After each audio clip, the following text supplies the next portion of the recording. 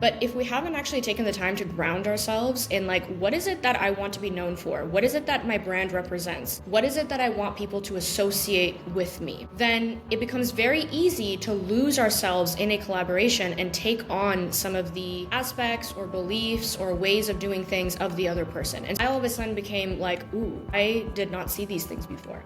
And it's kind of like the honeymoon phase of a relationship fades, and you start to see the person for some of their flaws and some of maybe their childhood wounding, and like you start to see the aspects of them that are no longer like perfect. And that's when you have to start asking yourself, like, is this someone that I want to stay in bed with? Like, is this someone that I want to continue on with? And I think what becomes really important here when it comes to collaborations is sometimes you need the bad experiences to get to the good experiences, just like in relationships. And it really comes back down to understanding that your brand is an entity. Your brand, and even if you're a personal brand, meaning a lot of people say, well, I am the brand, like it's me. It's still an entity that you have decided to give a name to give personality features to, and what it represents can be either amplified or destroyed by who you choose to associate your name with and who you choose to bring into that kind of sphere of what your brand stands for. So these are just some initial thoughts. I don't know if you have any, questions or things that you want to jump in So with. what came to mind for me as you were talking about it is many times I have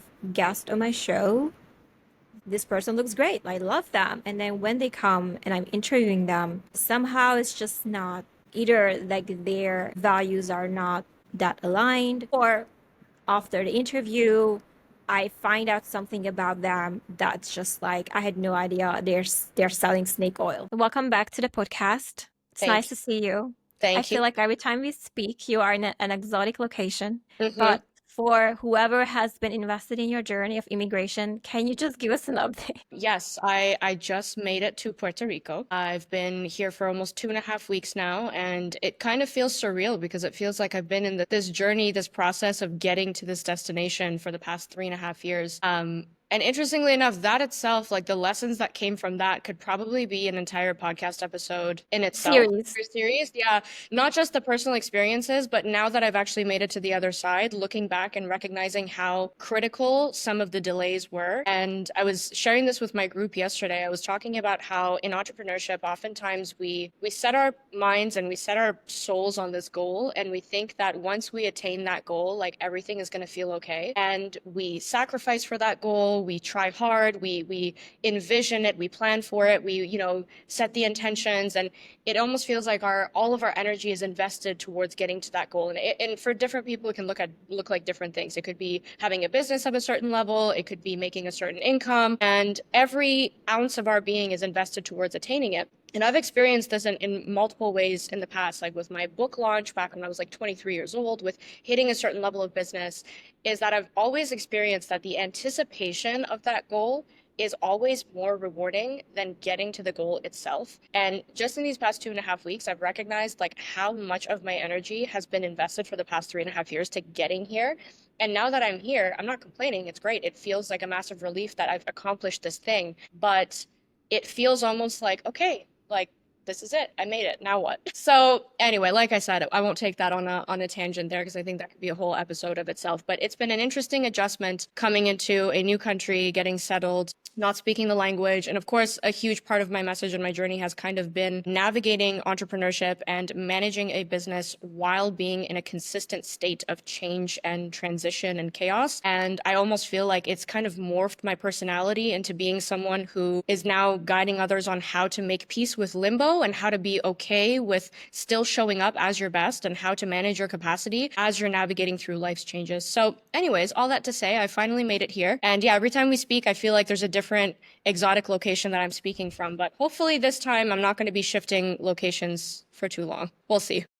It's funny to me when you say that because I mean, we had this talk in private how you have been much more productive by yourself, by yourself than now that you actually have to have a relationship that's like right there with you, right? That's such an adjustment to be able to get back to your routine and Totally. Yeah, and it's funny you say that because it's so counterintuitive. Like these 3 years, I've always thought like once I get there, once I get stable, once I have a home base, like my productivity is going to skyrocket and I'm going to feel so good and I'm going to finally feel grounded. And it's almost like I was thriving more in the chaos of the perpetual change somehow. And I almost knew part of me like that this was kind of going to happen, that once I finally settle and get somewhere that I feel safe, my nervous system is all of a sudden going to kind of be thrown off kilter. I kind of knew it was going to happen, but yeah, it's been interesting getting back into a routine and just like setting myself up and like knowing what to do with myself while now finally being stable and not having to worry about like what's the next destination and whatnot. So here we are now. And hopefully after a little bit of time I'll adjust to this new environment as well. Yeah, hopefully. All right. So today there are many directions we're gonna go, but the first one I wanted to kind of get your opinion on is around collaborations. Mm. And the reason why I wanted to ask you about this because I keep seeing you either guest speaking or you inviting guest speakers or hosting events with other, entrepreneurs. So I'll let you take whichever approach you wanted, but let's just get that out of your brain. So whoever's listening can learn what's your secret to successful collaborations. Yeah, this is a really good topic because like myself, I think a lot of entrepreneurs actually approach collaborations in a very naive way. And this isn't a bad thing. This is just me looking back on my journey as to how I was collaborating maybe 3 to 5 years ago versus now is very different. And what I look for in collaborations is very different. And how I approach collaborations is very different. So what I mean by naivety is that in the past, and what I see in a lot of people who are just getting started with collaborating with other people in their field, is that they look to someone and they might resonate with their message. They might feel like they share similar viewpoints. They might feel like they have, complementary services. And they're like, oh my gosh, like, it's kind of like a girlfriend moment, like, oh, we like the same thing, let's collaborate. And that's kind of how I was approaching collaborations like maybe 5 years ago, is that I would look to someone and I would really admire their work. And I'm like, we need to do something together. And I'd always heard that as I'm like, I'm right there right now. So I just feel so called out. That's okay. that's Fine. okay. Yeah, it's just being called forward a little bit. Maybe this conversation's happening at a good time. And like I said, there's nothing wrong with that because that's like that initial spark of like excitement. And I often refer to business collaborations as looking at it like as if you're entering a romantic relationship as well. Like if you meet a guy or a girl and like the chemistry is there, the butterflies are there, you're super attracted to them, and you're like, oh my God, like I met my future husband. That's not a very logical thing to do, right? You don't just jump into a relationship with the first person that Right. gives you butterflies. Exactly. That's how most women do anyway. Right, exactly. And I think we've all kind of been there in that puppy love stage where you meet someone that kind of like meets some criteria and you're like, this is it. I used to approach collaborations the same way, meaning I would, get connected to someone online or meet someone at a networking event. And just because we got along on a couple of things, it was like, let's jump into bed together, proverbially. And what I learned very quickly is there's two kind of things that happen when you do that a little bit prematurely. One is that Pregnancy. No, yes. just kidding. Yes. One is that you oftentimes don't actually take the time to get to know yourself and get to know what is your value, what are your unique perspectives, what are like signature way of doing things. And so sometimes I find that we jump into these collaborations because we feel that rush of excitement and we see potential and opportunity. Just like how in a relationship, we like romanticize or fantasize about love and we're like, oh my gosh, this is going to be like a happily ever after. But if we haven't actually taken the time to ground ourselves in like, what is it that I want to be known for? What is it that my brand represents? What is it that I want people to associate with me? Then it becomes very easy to lose ourselves in a collaboration and take on some of the aspects or beliefs or ways of doing things of the other person. And so you might feel like you're losing aspects of yourself when you're in a partnership with someone, when you haven't actually taken the time to uncover what I call your brand identity and really kind of understanding like who you are at that core and anchoring yourself in that foundation. So that's kind of the first thing that can happen. The second thing that can happen is let's say you have taken the time to really uncover your brand identity and really understand who you are. If you prematurely bring someone on just based on some surface level things that you feel you get along with, without actually taking the time to develop your discernment and to develop like a really critical eye of like, who is this person? Do I want them associated with my brand? Do I feel like we vibe not just on some surface level perspectives, but really deep values in terms of how we're running our business? It can end up being a little bit messy. And I've been in this situation before where I've gotten into a collaboration with someone that looked fantastic on the surface.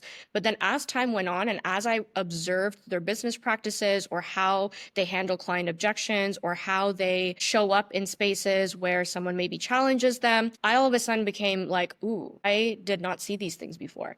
And it's kind of like the honeymoon phase of a relationship fades and you start to see the person for some of their flaws and some of maybe their childhood wounding. And like you start to see the aspects of them that are no longer like perfect. And that's when you have to start asking yourself, like, is this someone that I want to stay in bed with? Like, is this someone that I want to continue on with? And I think what becomes really important here when it comes to collaborations is sometimes you need the bad experiences to get to the good experiences, just like in relationships. And it really comes back down to understanding that your brand is an entity. Your brand, and even if you're a personal brand, meaning a lot of people say, well, I am the brand, like it's me. It's still an entity that you have decided to give a name to give personality features to, and what it represents can be either amplified or destroyed by who you choose to associate your name with and who you choose to bring into that kind of sphere of what your brand stands for. So these are just some initial thoughts. I don't know if you have any, questions or things that you want to jump in No, with. what came to mind for me as you were talking about it is many times I have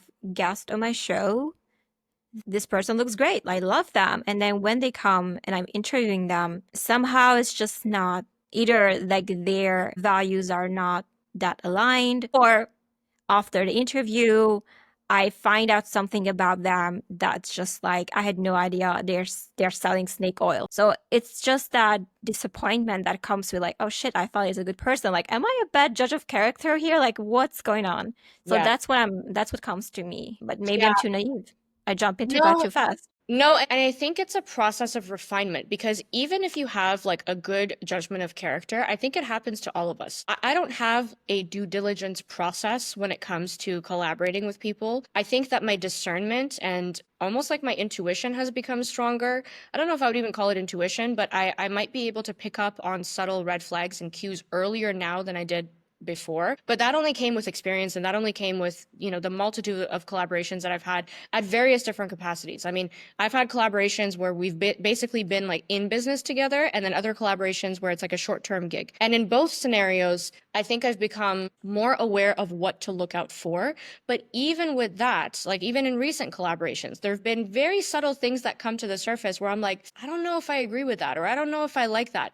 And again, going back to the whole relationship analogy, those things are going to surface in a romantic relationship as well. You're never going to find someone who's a carbon copy of you. You just have to ask yourself, the things that are coming up, are those like non-negotiables that you absolutely do not want to be associated with? Or are they just simple differences in perspectives or difference in approaches? And are you okay with that degree or that level of difference? So it's not about harping on yourself and being like, I'm just a poor judge of character. I think it happens to all of us where someone presents themselves in a very different way. And then when you actually start working with them and you start to watch how they operate behind the scenes, not just what they show to the outside world, but just how they operate, it becomes clear like these are some things I might not necessarily jive with. What are some of the red flags? Because you mentioned that you're able to pick up on the red flags now. What are the things that come to you, like happen to you, like that came to you? So a couple of them that I can maybe start even recently and then work backwards. I feel when someone presents, so congruence is really important for me. And I think all of us to some degree sometimes might contradict ourselves or fall out of congruence. And I don't think it means that we're bad people. I just think that means we're human. But there's some things when it comes to branding and self-presentation. When I see someone speak a certain way and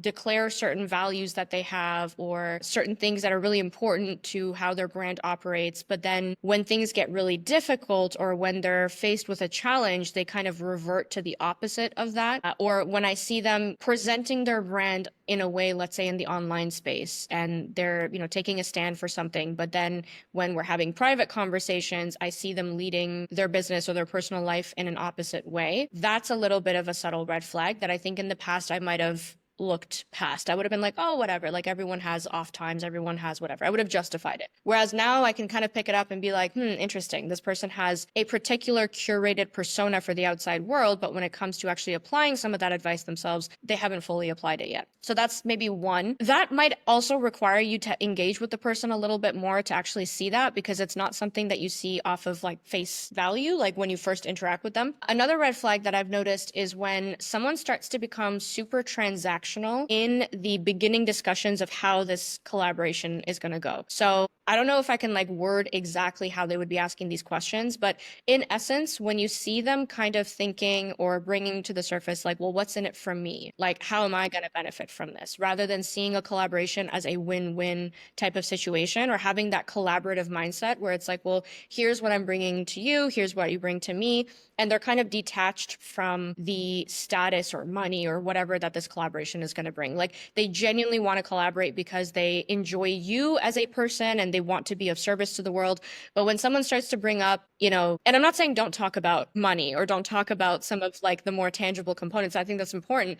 But when the topics of discussion become a lot more geared and focused towards like the extrinsic benefits of what this collaboration is going to bring, I think that's another red flag that I've picked up on, where, when you guys are talking about like what the event is going to be or what the topic of the masterclass is going to be or what the group cohort is going to be, it's less about like delivering an outstanding experience. And it's more about like, well, how do we upsell here? How do I put in my offer versus your offer? Like it becomes a bit more transactional. So those are probably two of the most recent red flags that have come up for different kind of types of interactions I've had with people, where I've now kind of cued in as to like, this might be a little bit of a problem like going forward. There's a couple of others that I picked up that I think in my more naive days were less of a red flag to me and more just like, that's okay, we'll figure it out as we go. We're like, we'll cross that bridge when we get there. Great. Like this person is so into me. You feel so validated. You feel so chosen. You feel so like into the dynamic. But I've noticed that people who don't take the time to actually get to know you and actually get to understand the way your values work are living a little bit in la la land. And then again, so when issues arise, because those things were never addressed in the beginning of the collaboration, it can get really messy in terms of how to handle conflict, how to handle difference of opinion. So I feel like there's got to be deeper conversations that happen before the collaboration actually morphs into a legitimate collaboration, rather than allowing the excitement of opportunity to kind of cloud your judgment. And you're looking at that person through rose-colored glasses rather than looking at it for what it is. So if you'd had to give us like a quick 1, 2, 3, what do you think makes a successful collaboration with your experience at this point? Now we talked about the red flags. So how would you like to be approached? How would you you said already that you want to see if this elevates your brand or destroys it, like that. You said that already. Like, what are some of your checklists or mental checklists that you decide whether or not you say yes to a collaboration or even initiate? Yeah, so it's interesting because I think I wouldn't say I necessarily have like an actual tangible checklist that the person would need to like check off in order for me to say yes. First and foremost, I'm learning to do a gut check, because one of the other subtle red flags that actually kind of turns into like one of the things that make it successful is upon first meeting this person or this person coming into your world, does the invitation or does the potential for collaboration feel a little bit leechy? And what I mean by leechy is that sometimes collaborations happen because people will see your brand or your positioning or your reach at a certain level, and instead of doing the work themselves to get themselves there, they will try to attach to your brand and to your reputation to elevate themselves. Now, with that being said, I also do agree, and I do believe that a lot of success actually does come from successful collaborations where you can cross-pollinate your audiences, and it's a mutual growth for both of you. But doing a gut check and really kind of trying to see if this person's brand or this person's level of involvement in their business and level of output and, involvement in creating that elevation in their positioning is matching yours, or is this person looking for kind of like a quick way to climb on your back? Right, exactly. Yeah. And so what would make some of the things successful is both of you having put in the work and having a well-developed brand identity and positioning that's already established. So there isn't like this imbalance in energy in terms of someone doing way better than the other person or someone being at a crazy level. And I know some people will disagree with this because I know people who've been in collaborations with people who are technically at a much higher level in business, and it hasn't felt leechy, it hasn't felt, wrong. So that's why I say you got to do a gut check, because sometimes it's not the case. Sometimes you might not have the reach or the following or the numbers as someone, but it's a really good match. So doing that gut check, I think, is really important. The second thing is having aligned goals with what this collaboration is meant to do. Again, going back to the excitement piece, I think a lot of people will meet someone that they really vibe with, and then they'll jump into a collaboration with them without actually setting the intention as to what is this collaboration meant to do. Like what are we trying to do with this collaboration that we can't do on our own, that by coming together, it makes this experience so much stronger. And I think with that, what becomes really important is for each person to have their own unique set of skills or complementary skills that can come together and elevate the experience, not for them, but for the client or for the person that's involved. So it's like taking yourself out of that and making it about like this collaboration is about elevating me. And it's more about let's make an experience that we could not do on our own. And so we come together and make it stronger. Again, very much like a couple. Like you don't want one person to be carrying the weight of the relationship. You want both of you to have worked on yourselves, both of you to have clear identities, clear lives, like separate lives of your own. And then you come together to build something beautiful rather than just staying alone and doing life alone. So I think that's another important piece. And then the last one is really making sure that their inner kind of locus of control and inner way of operating is aligned with yours. So really quick, there's a person I collaborated once that was very, very attached to numbers. And anyone who knows how I operate, I don't get attached to numbers. I don't set income goals. I don't set enrollment goals. Like I'm not attached to any of that. I believe that whatever you put out attracts what it is that you're meant to hold capacity for and to receive. And this person getting closer to the date of like our end of enrollment was getting really, really nervous and was overcompensating by going live multiple times and trying to offer bonuses and try to do these things. And they took it upon themselves to like try to ramp it up, thinking that they're helping the collaboration. But again, that kind of gives off the energy of desperation and of like attachment to the goal or to the sale, which is not something that my brand represents. So right then and there, I'm like, that's something I missed because I don't want to be associated with someone who gives off that desperate energy when it comes to sales and enrollment.